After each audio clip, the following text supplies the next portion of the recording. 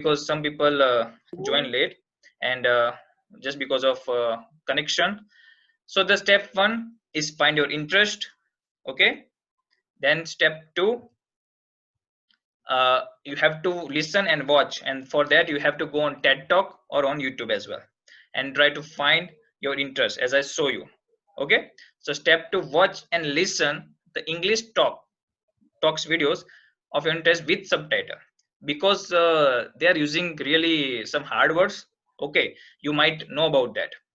Okay, so it may be you don't know, or maybe you know, I don't know. Okay, so go with the subtitle. By this way it will connect you to the speaker, that what he's trying to say, because people are coming from different countries over there. Some are from China, some are from Portuguese, from like from the USA, and they speak differently, same word, and you might not get that what he's trying to explain or say.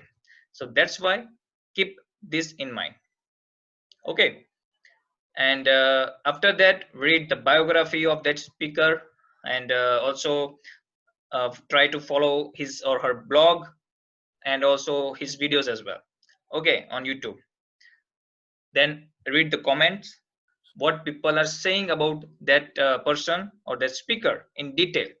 Okay, read at least 4 to 10 comments, and by this way you will know that okay, how people are thinking about some other person in English.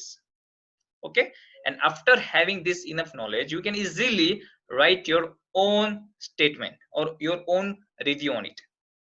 All right, so this is step 4, and I also show you the example over here, that how someone write like 50 words, more than 50 word reviews over here.